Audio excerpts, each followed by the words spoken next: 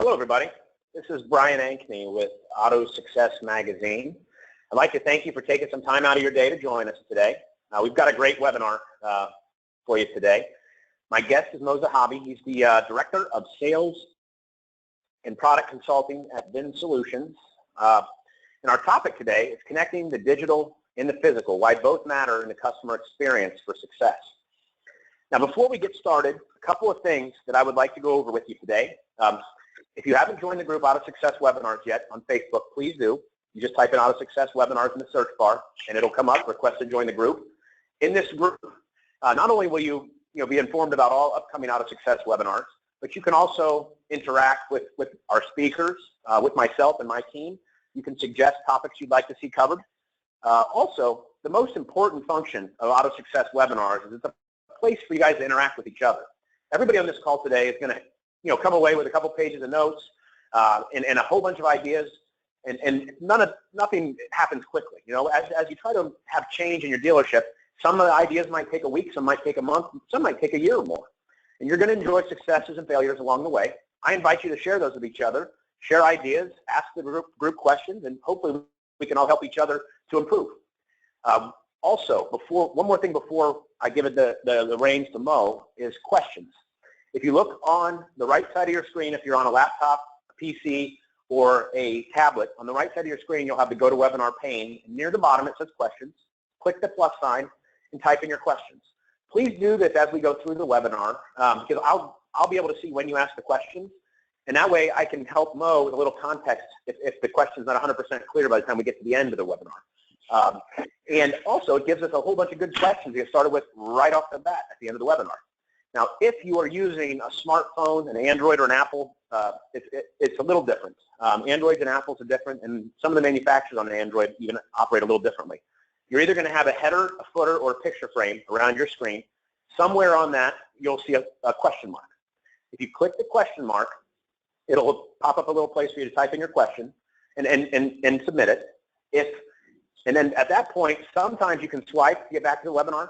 Sometimes you have to go back to the header, footer, picture frame and look for what looks like a desktop flat screen monitor.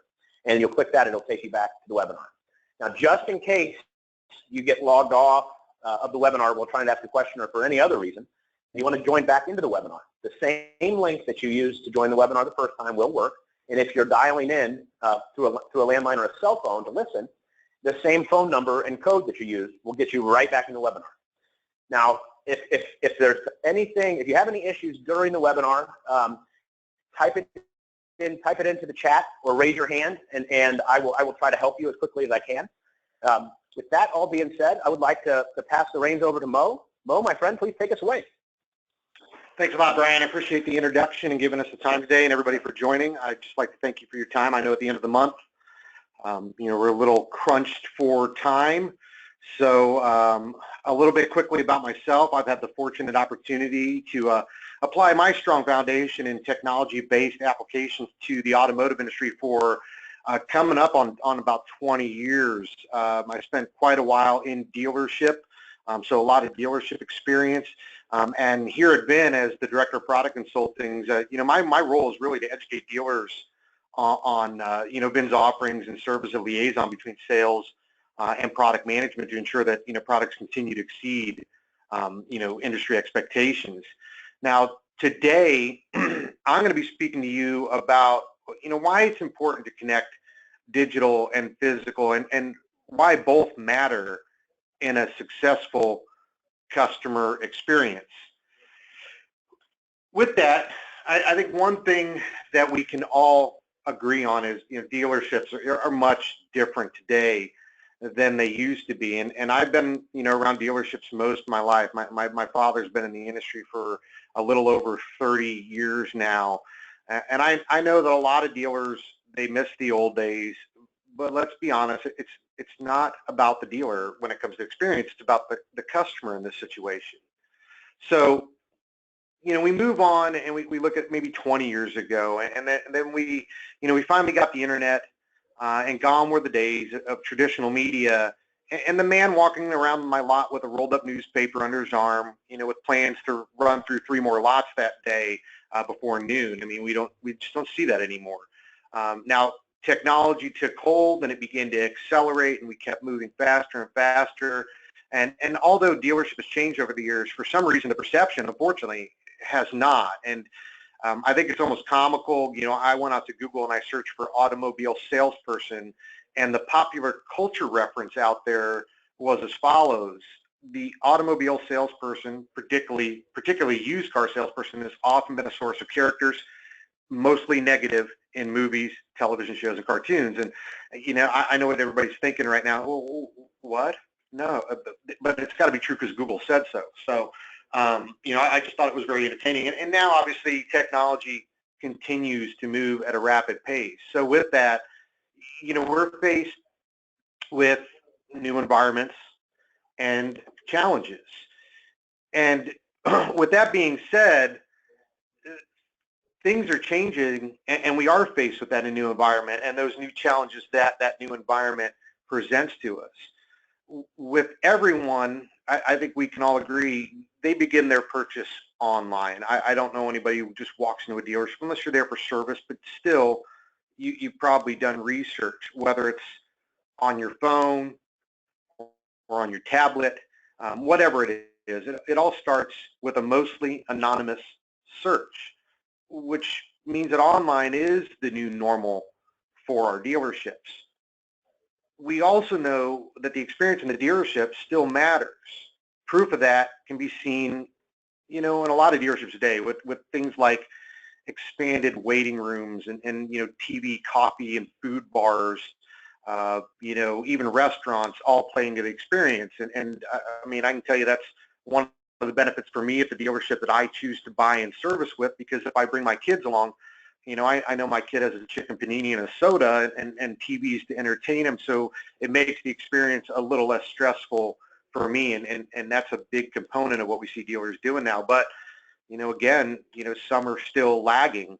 I got off a call with a customer earlier today that in 2017 they didn't have a CRM in their dealership, and I don't understand with the proven factors around CRM engagement and so on and so forth, how customers still look at that and say, no, we don't need that. And the truth is, we really need to catch up and jump on board if we haven't already, and pedal as fast as we can to catch up. So again, those new environments, there are going to be a lot of challenges, but one thing that we need to remember is online matters. Online matters to our customer. And the truth is, no matter how much we try, we're never going to be able to alter the speed at which technology is changing, and then the expectations that customers have tied to those changes.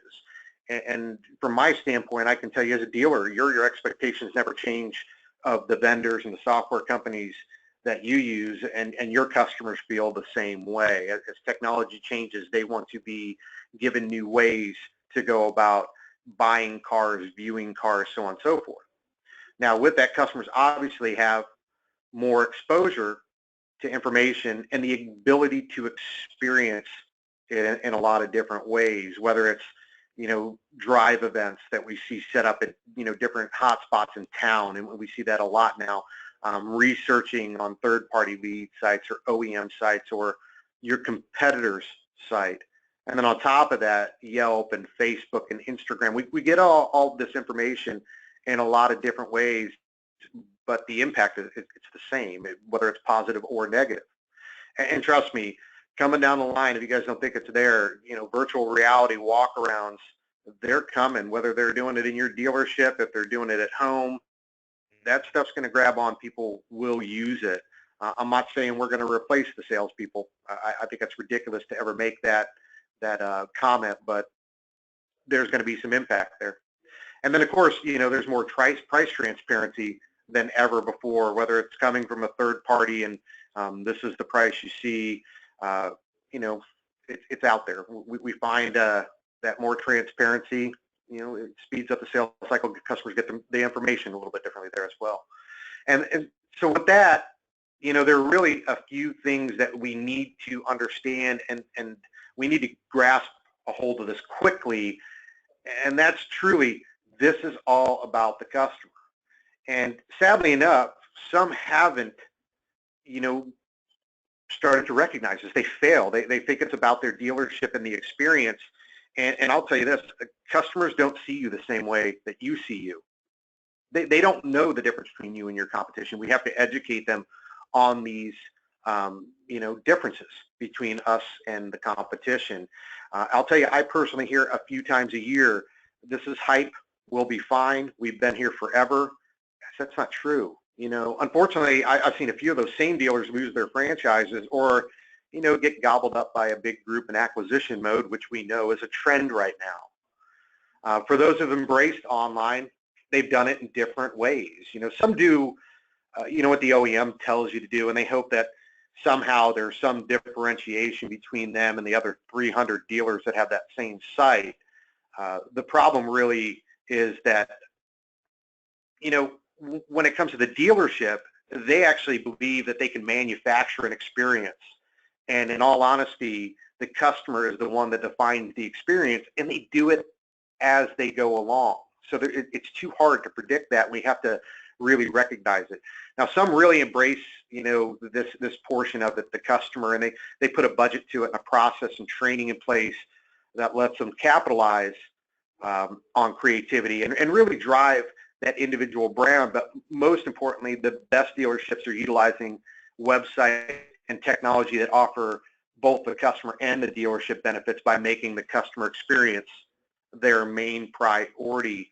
And one of the things that I do a lot of research, I read a lot, I go out there, I communicate a lot. Gartner studies, which does a lot of studies on online and behavior and so on and so forth, is saying that, by 2019, I believe it is, or 2018, the average business will spend 50% of their resources on the customer experience, because we understand that it's that big of a deal to make sure that we handle this properly. Now, a big component of this is handling feedback and handling ourselves. And, this one's pretty telltale. One negative review can destroy your reputation. Maybe not one, but it sure does make an impact to the dealership. And this can be really, a trickle effect that snowballs out of control.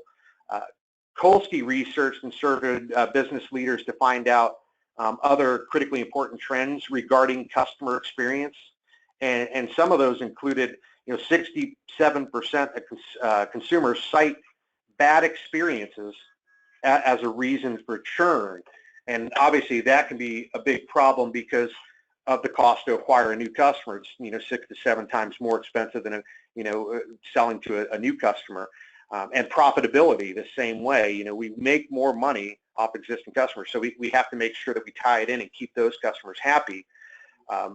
The problem also is, with these customers, only 1 out of 26 unhappy customers complain. The moral of the story being companies shouldn't view silence as a sign of satisfaction in the dealership. And a lot of people out there in the market, I believe, look at it that way. Well, we haven't heard from them, so they must be happy. Nothing could be further from the truth. You haven't heard from them because they probably went somewhere else.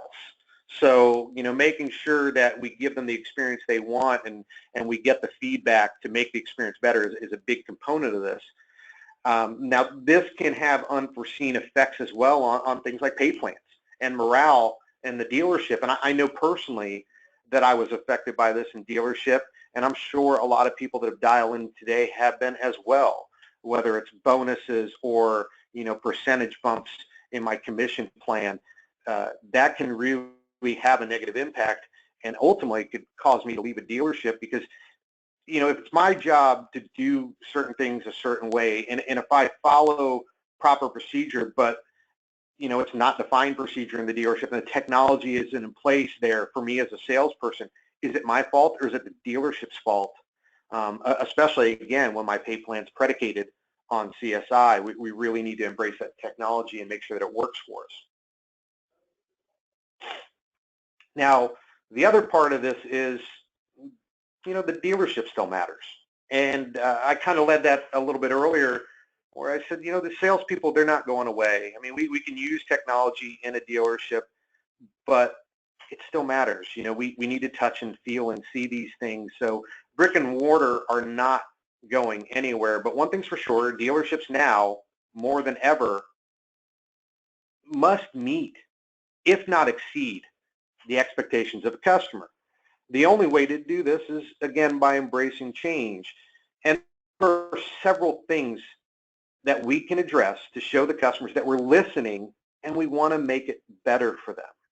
And, you know, for everybody on the line, you've got to really put yourself in the shoes of the customer.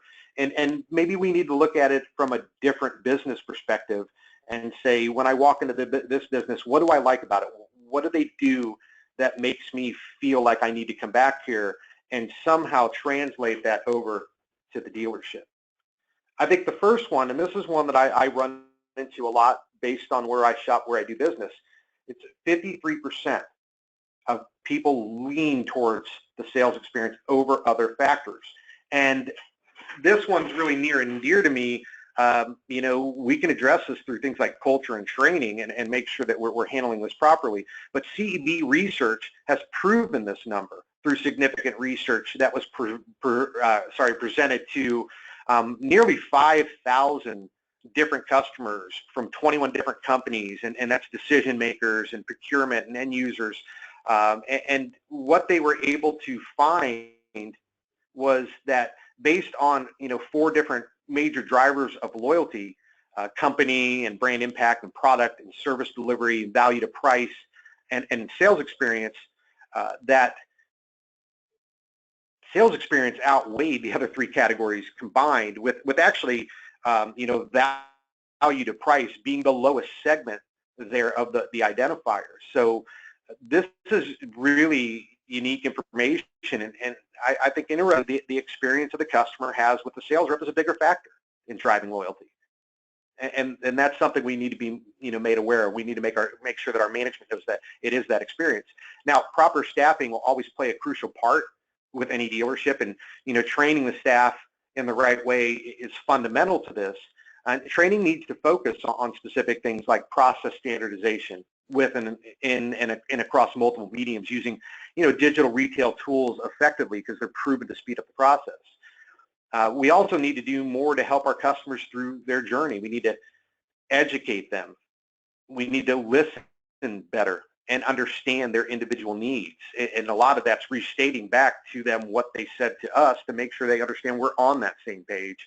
And then we need to find and provide them with a solution to their needs. But 53%, that's a staggering number when we're talking about, you know, 4 different drivers of loyalty. This should be proof that if we properly train these people, we can bring more customers to us because of the value that they see in the interaction between them as a customer and our sales staff. So big one there. The next one here is really customer satisfaction drops after 90 minutes in a dealership, and after 2.5 hours, it drops below a satisfactory level there at the dealership as well. So helping manage the customer's time in the dealership is paramount. In Auto Trader's Car Buyer of the Future study that they released, only 17 people out of 4,002 surveyed preferred the current car buying process the way it was. That's 99.6 of customers who wanted change. If dealers can't hear that, then there's something really wrong. That's a big number, staggering number. We need to make a change. I don't know who those 17 customers are, but that's pretty weird. So again, you know, pretty telling sign there of what we have left to complete. It's like we haven't really even started to run this race to some point. Now, we also need to be thoughtful in our approach, utilizing tools to accelerate the process. And I'll give you a scenario. This still happens. I went to go buy a car recently, and they did the same thing to me. After I even identified what I do for a living, once I showed up at the dealership, they had somebody run out to my car, greet me. They brought me into the dealership through their big double glass doors. They sat me at a table. They stripped me of my ID and my insurance card, and then they disappeared for 5 minutes. That's not a good experience. You know, one of the stats I saw recently was Edmunds ran a survey, and they found that 33% of Americans would rather sit in a middle plane seat or go to the DMV or do their taxes before engaging in a car sales buying process. It's pretty sad, and according to recent surveys, 55% of new car buyers and 57% of used car buyers experienced frustration during the purchase process, and a large amount of that was due to the time it took to negotiate price and complete the sales process. Now, a big part of this is obviously recognizing what they've done online, and that's one of those areas I think that we have a little bit of a disconnect there in the dealership. So how do we really start to work on and solve these problems is the question. Well, using the CRM is a big advantage, and we can incorporate things like digital engagement, and we can see everything a customer does, because that's a CRM. A CRM is a transactional interaction recorded between all streams of contact between the dealership and the customer. So what we were always missing is that part of digital engagement, and by that I mean I knew that a customer submitted a lead, and I knew who that customer was once they submitted a lead or they called on a ported number. But beyond that, as salespeople, we were kind of in the dark until that actual lead or call came in, or they showed up obviously at the dealership. The CRM, though, should be able to work seamlessly with other software as well, from appraisal and pricing tools to websites, to credit portals, and ultimately the DMS to streamline and move this along. This makes training and implementation easier as well, because you don't have to log into multiple portals. Importantly, the seamless integration means data is shared as well between existing software and your CRM. So you'll have better insight to these customers, and I think that's a necessity when we're talking about running our businesses a little bit better. Integration also eliminates double entry, which can lead to misinput of data and negatively impact time. And by that I mean, if I'm using a inventory and appraisal tool, I might put your information in there, and then I put your information in the CRM, and then I put it in my credit portal, but I misspelled your name wrong once in there. So which one's right, which one's wrong? Not to mention, again, the fact that I had to do it in 3 different portals rather than one, and then pass the data and share it like it should work. Also, your staff has to be able to work from anywhere and not be tied to their desk. So empowering your sales force with mobile can have a huge impact on how they do their jobs. We need to recognize and capitalize on tools that allow our sales staff the ability to capture things like a driver's license from a native mobile app and capture vital information tied to the deal, like insurance cards or paycheck stubs or proof of residence. Those are things that traditionally in a dealership that I lost. And it might have been a great experience for that customer who purchased from me up until that point where I had to call them back and let them know that that sensitive piece of information that they gave me, I left on a copy machine and I never went back to grab it, and now I need you to come back in and give me another one. It can really turn that perception of the customer around. So make sure we have the ability to go ahead and capture information like that and produce it later when we need to. Now, a big part of that is going to be data, and there are so many places that we can obviously go with this, and this has been a term that's been really popular for years: big data this, big data that. One thing I can be sure of, and I'm sure most people on this call are familiar with this, there's a lot of dirty data, and the one thing that we need is we need to use data that's clean. So data is the key to a great customer experience, and unless we have clean data, that does become a problem. We touch a customer too many times. A customer gets into a system and they're spelt 3 different ways, so multiple people own them, and we're, again, contacting too much or sending too much direct mail.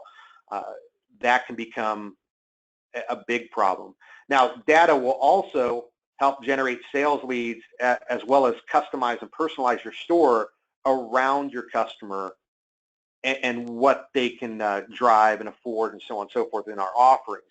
We can also utilize data to better understand the customer, where they are in their unique customer journey, and better serve them circumstantial communication, which is, it's not just the right message, but it's the right place in that journey. And that's a big component of that. We always hear right message, right time gets the best results, and that's a big component of it, is understanding where they are. Now, think about it. When it comes to data, and shopping, what's the best shopping experience we can all think of? And I know a lot of people automatically had Amazon pop in their head, and I'm a big advocate for it because I can't stop myself from spending money on Amazon, because every time I go, they know me so well, they present me with things that I'm more apt to buy, and our dealership, our website should be a little bit more like that. Customers want to be acknowledged for the work they've done online. This is something that we see a lot. 57% of the purchase process is completed by the buyer before the customer even contacts the seller. They've done the work. The average customer researches for more than 12 hours online before visiting a dealership, and the average customer visits 1.2 dealerships before they buy. So that's a big number, and the one problem we have as a dealership is if they hit my 1.2 lot, it's really up to me not to screw that up. And the one way I can screw it up is by not acknowledging the work that they've already done. So the problem we run into is we don't have the necessary visibility to what a customer is doing before they submit a lead or call to make an appointment or just show up. Therefore, we're unable to give them a true credit for the work they've done prior to coming to the dealership because it's unknown to us. And that could be really disruptive in a customer's mind. So that leads me to my next point, which is technology really needs to be used more effectively to tie the two together.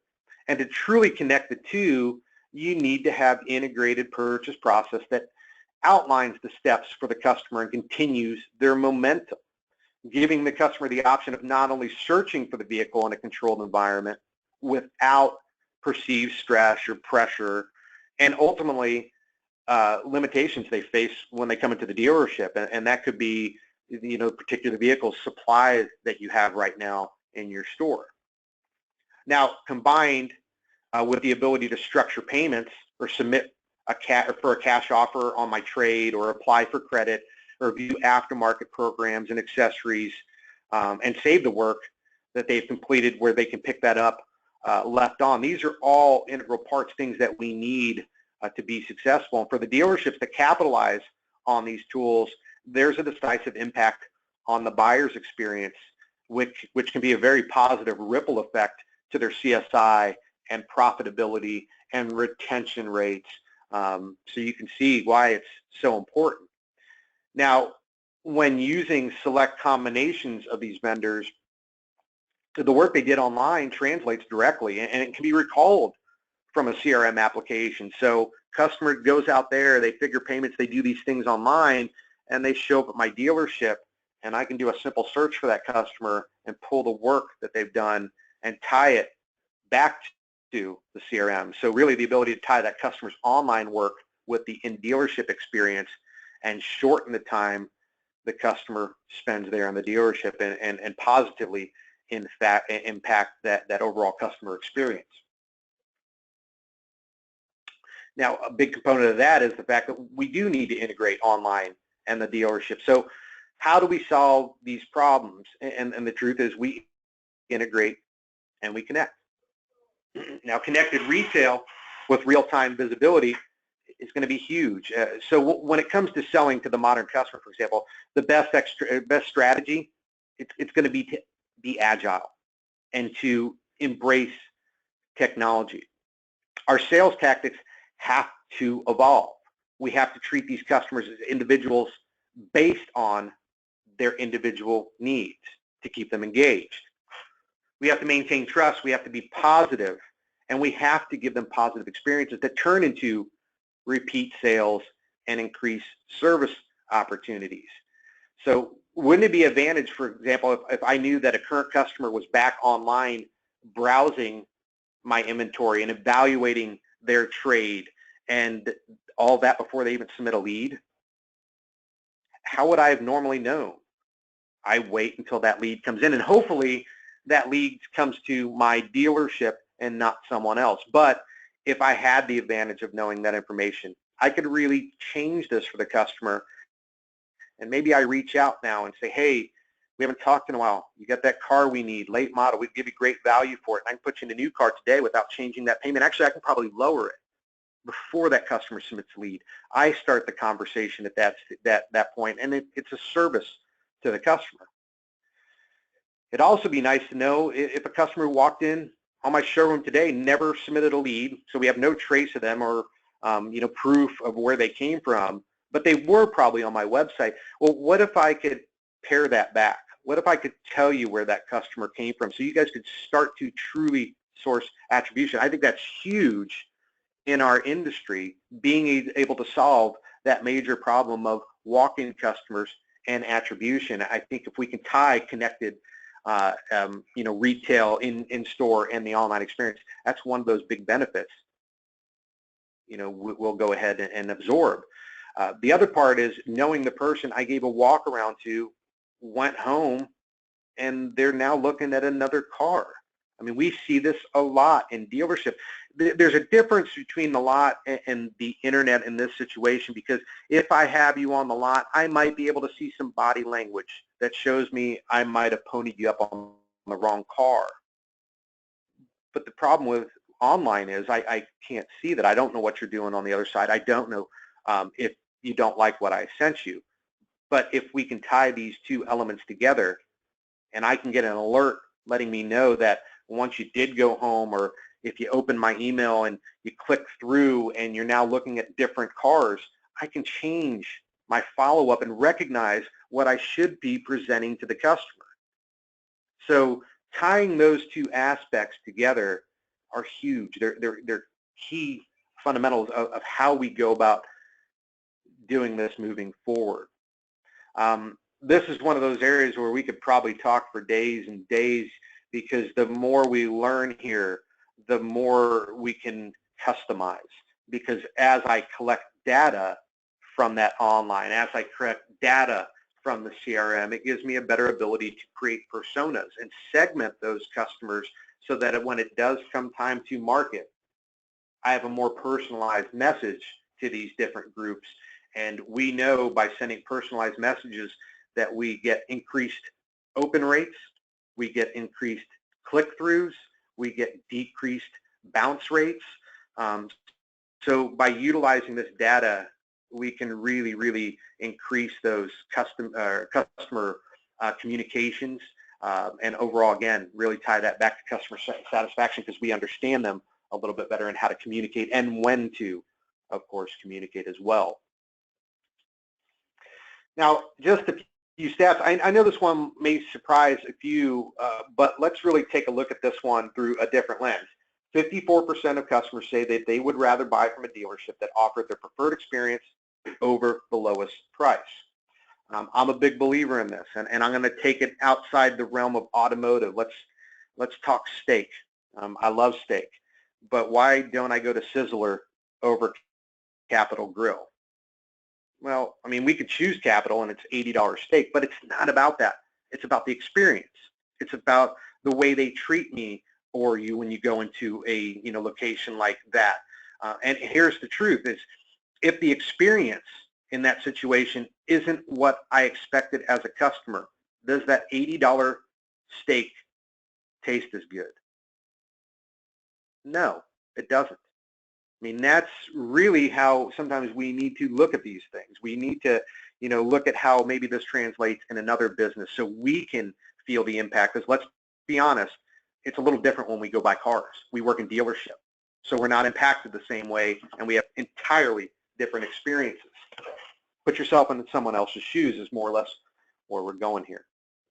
A couple more here. These are basic stats, but they're very telling of how we sell is more important than the price we sell it for.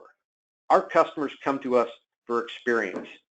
I mean, I think that's a great compliment as a salesperson, knowing that 73% of customers are willing to drive further for a great salesperson, somebody who takes pride in what they do and tries to make a difference for that customer.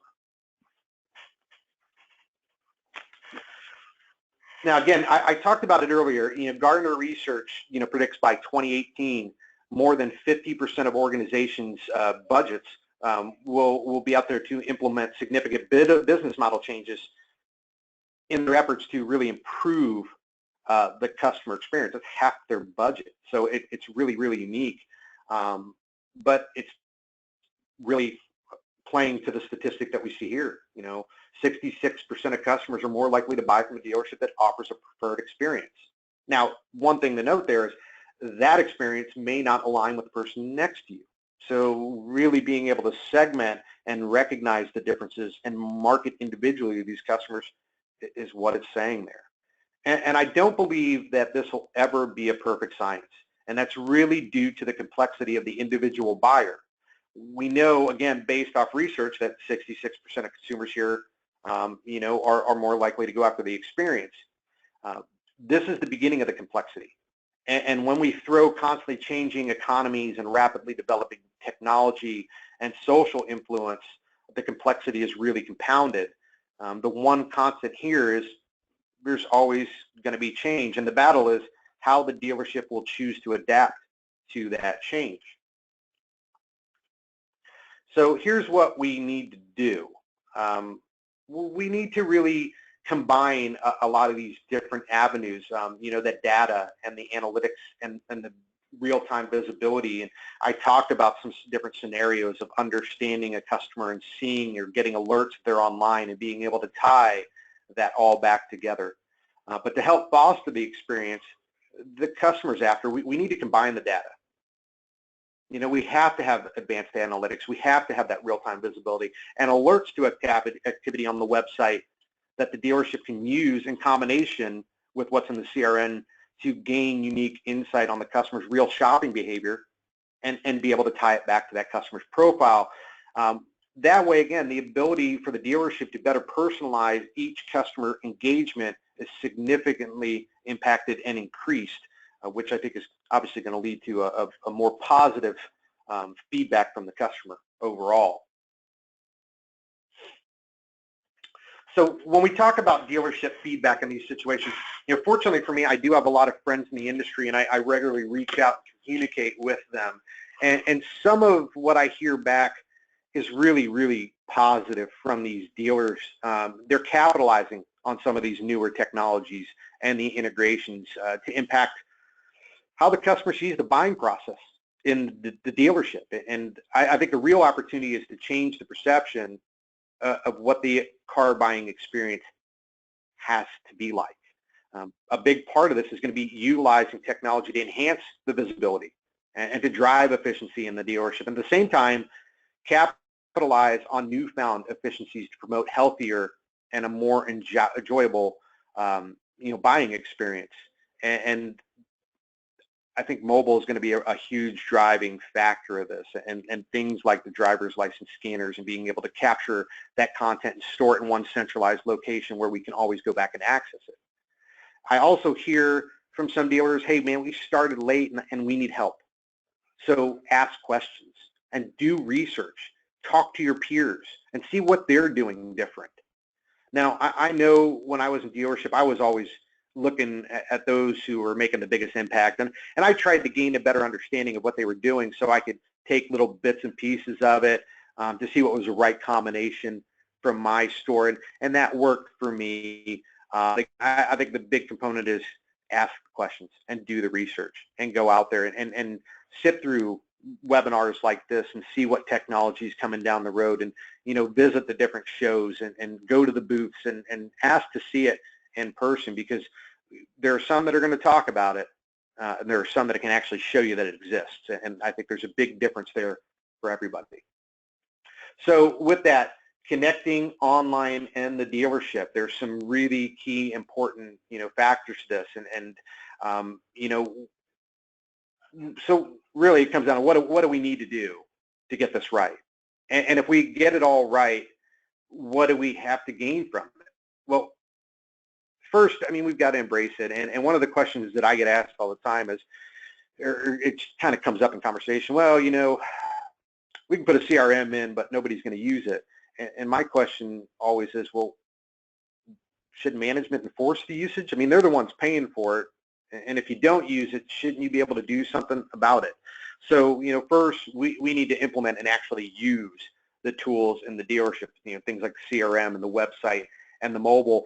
And with the right tools, we need the right support.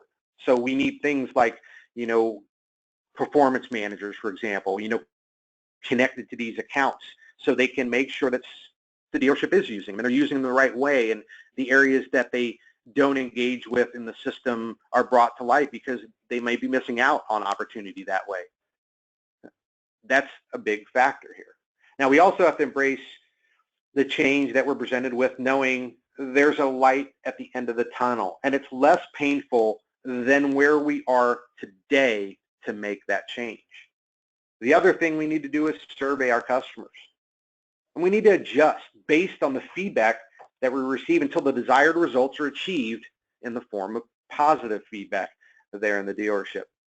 And then, most importantly, overall, we achieve our biggest goal, and that's great customer experience, which has been proven to create an uptick in retention and profitability. So with that being said, hopefully everybody got a little something out of the presentation today, but I'd love to take this time and open it up to any questions that might have come about while I was, blabbering. Hey everybody, this is Brian. Mo, that was a great presentation. We do have some questions for you. And everybody who's on the call right now, don't forget, if you have some questions, go ahead and type them in. We'd like to answer all of them for you. The first question we have is, how much of this tech exists today, Mo? Well, I'd probably say it all exists today in different ways. There are several different product sets out there in the market that can tie, some of these elements together. There's some elements of integration that exist out there, but it could always get better. A lot of it has to do with, different companies coming together and having a common vision. But I would say if you do your research, you will definitely find a lot of the different things that I spoke about today are already in existence, and you can purchase them and combine them together and really make an impact to that customer experience. How do I make sure I get the best tech? Well, I think that goes back to really asking the questions out there. And I like the shows personally. When I was in dealership, I still hit digital. I'd hit NADA. I'd like to see what new trends are out there. I'm big on different, online avenues. AutoSuccess is a great place to find out information, obviously, but just go out and search. And the one thing I'll recommend, because I see a lot of people do this, they'll go out to Google and they search without hitting advanced search and saying last 12 months, and they find 4-year-old information out there and they try to act upon that. That's not the best way to go about doing it, guys. Restrict it, set it for a date range, and search. And see what other industries are doing as well. It may lead to some suggestions for automotive. What does hotel do to make their customers happy? Well, it's loyalty. The same thing our grocery stores do. So I think most of it's going to be your research, ask questions, rely on your peers. All right. Our next question, Mo, is how frequently should we do a tech audit to be sure we are utilizing the best tech, and how do you recommend we do this? Well, it depends. I think some dealers are going to have vendors in place that are contracted, so they are not going to have the liberty to just go search, whenever they want. Myself, when I was a dealership, I really concentrated on using vendors that had no contracts because it kept them honest. It kept them innovative. And even with that, I still revisited probably every 6 months. I'd go out there, and I'm not talking about doing demos from everybody in the marketplace, but I'd touch base with the different vendors and say, hey, what are you guys doing differently now? I'll give you 10 minutes, give me an elevator pitch, tell me what you're doing differently, just so I could get that insight to what I was supposed to be looking for, because I'm pretty damn tech savvy, but I don't know everything. And somebody might have a great idea. I want to hear about it. I want to be able to use it. So, every 6 months, but if I'm out there reading and I see something cool, I want to know about it. So, it's going to change. All right. Actually, this next question kind of ties in with a couple of other ones, but I'll give it to you anyway, just in case there's anything you'd like to add. Everyone says theirs is the best. How can we really know? Listen, here's the best way to say it. Feature to feature is a horrible way to look for product. What I think that you really need to look for in product is, one, some of the past. I mean, we need to know where they came from and how they did it, moving forward. And then, it's the people. For me, a lot of the different products that I bought told me they were the best, and they tell me this was coming and that was coming. And the thing was, once I signed it, it appeared. So I think it's really the people and the culture of that company and how they support the products they sell that really define whether a product's great or not. Because a feature is really, really cool if it works, and if someone's there to help and assist in how you use that feature. So I think, to me, it's the people that make the difference. If somebody's telling you the best, maybe they are. Maybe that's the coolest thing that does that one specific thing. But you've really got to look at everything else, and the people being the biggest factor there. All right. Let's see here. It looks like that. Oh, wait. One more question just came in. Cool. Let's see here. What are surveyed customers enjoying or looking for when they walk in that leads them into a great experience? Well, survey customers, I mean, we look at it on a regular basis. Survey customers are looking for a couple different things. Again, one, they really do want to, know that you recognize they did work. Most of our customers, I think we can say, do know a lot about the vehicles when they walk into the dealership. Some of them still need to be educated, but I think that we really need to recognize that. I think that we really need to be cognizant of their time constraints and, again, the ability to personalize for them. And we're seeing that a lot on surveys that across the industry. And just like I said with the personalized content earlier in the open rates and the click-throughs and the bounces, that's not numbers I made up. That's MailChimp data. They did the research. They did the surveys. Customers are telling us what they want. And again, I think this really goes back to putting it upon yourself. We all work in dealership. There's a difference when we go buy cars. We know how to do this. We know rates and we know all the aftermarket stuff. But that average buyer, put yourself in their shoes and ask yourself what you'd want. Because I guarantee you, it's not 3.5 hours in a dealership on my only Saturday off. When in reality, if we do a majority of this online and we can come to that agreement, I should be able to come into your dealership, get a walk around on the car, test drive it, come back, go contract on it, and drive off your lot. It doesn't need to be a marathon. There's no reason buying a car can't be 60 minutes fast, fun, friendly. All right. Well, Mo, it looks like that's our last question. If anybody else has any questions that you'd like to ask, please ask them here really, really quick, because we're going to wrap this up.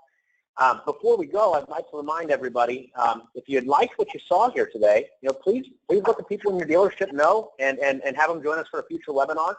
I did record this webinar today with Mo because I know that a lot of these topics are probably ones that you might like to share with somebody else in the dealership. So you'll all get an email from me thanking you for attending.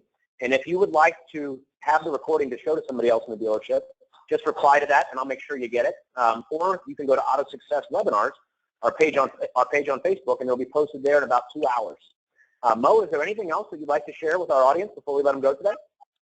No, I mean, if anybody has any questions, they can always reach out. My information's there on the screen. I'll be more than happy to engage, answer any questions that you have, consultate with you. I'm not going to force you to take a look at my product. If you just have questions, ask away. I'd be more than happy to help. I love the engagement and the relationships I'm able to build based off of things like this. But most importantly, especially coming into the end of the month, I just want to take everybody that took the time to sit through the presentation and hopefully you gained some perspective and some, maybe a few things that you weren't aware of that are taking place in the industry right now. Great. Well, Mo, thank you. And also, I've got quite a few notes in here that come in on the questions praising the presentation as well. A lot of people are saying thanks and great job and things like that. Mo, I'd like to thank you for taking the time. I'm sure we'll have you back here again soon on AutoSuccess webinars. Everybody on the call, thank you for joining us, and I hope to see you again on a future AutoSuccess webinar. I hope you all finish the month strong. Have a great afternoon. Thank you, everyone.